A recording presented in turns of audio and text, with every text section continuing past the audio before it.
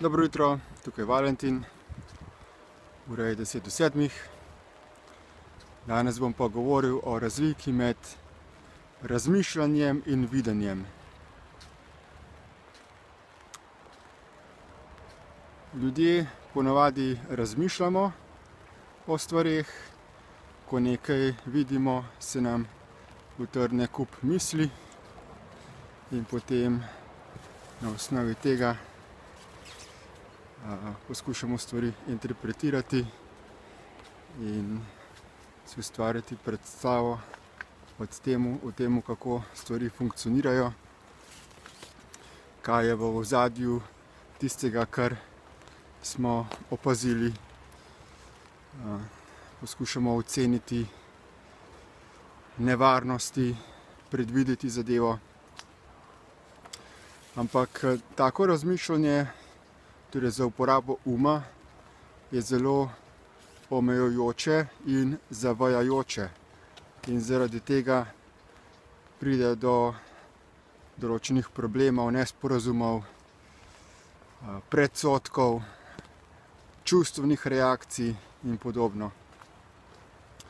In kaj je torej alternativa razmišljanju?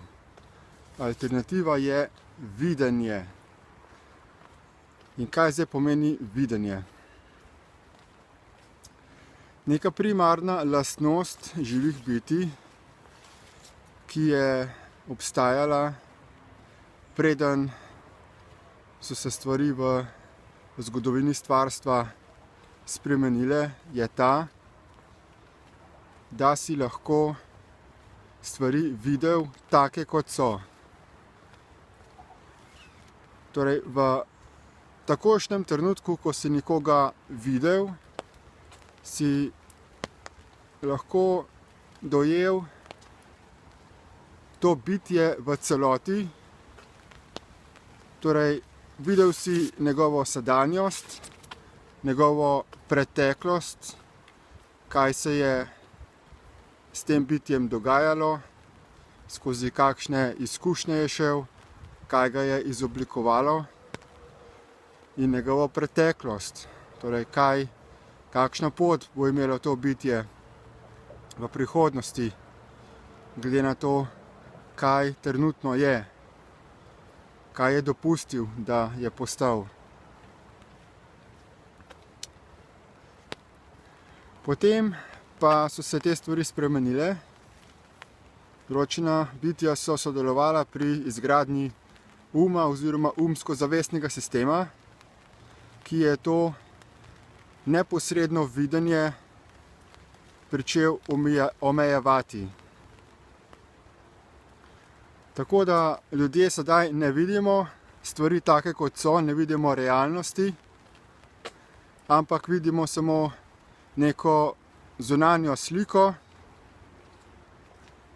neko zunanjo raven, ovoj fizičnega telesa in ne vidimo medsebojnih povezav, odnosov in miselnih in vedenjskih vzorcev osebe, ki jo vidimo. Zato je pomembno, da se osvobajamo od uma, da se osvobajamo od teh slepil oziroma od teh frekvenčnega omejevanja naše zaznave, da razširimo zopet našo zaznavo, da smo sposobni vse bolj videti stvari take, kot so. In tisti, ki so že dalj časa na poti osvobajanja od uma, zato lahko vidijo veliko več kot ljudje, ki so še vedno zelo močno ujeti v um in stalno razmišljajo in interpretirajo in ogibajo in si domišljajo in si ustvarjajo predstave in predsodke in tako naprej.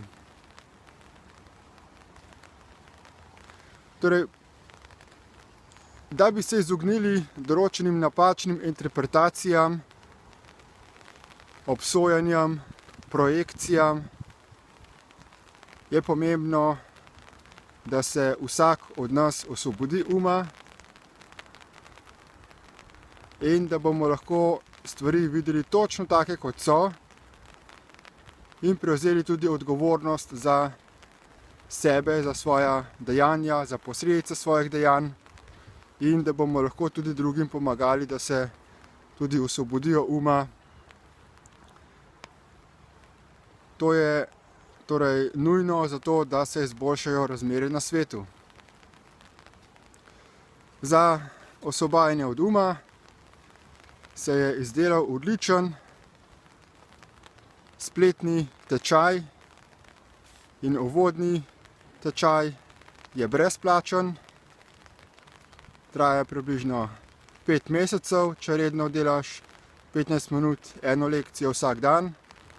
Zato vas vabim, da izkoristite to dragoceno orodje, ta dragocen pripomoček, da boste lahko odstranili slepila iz vaših oči in da boste lahko videli realnost tako, kot je. Hvala in nasvidenje.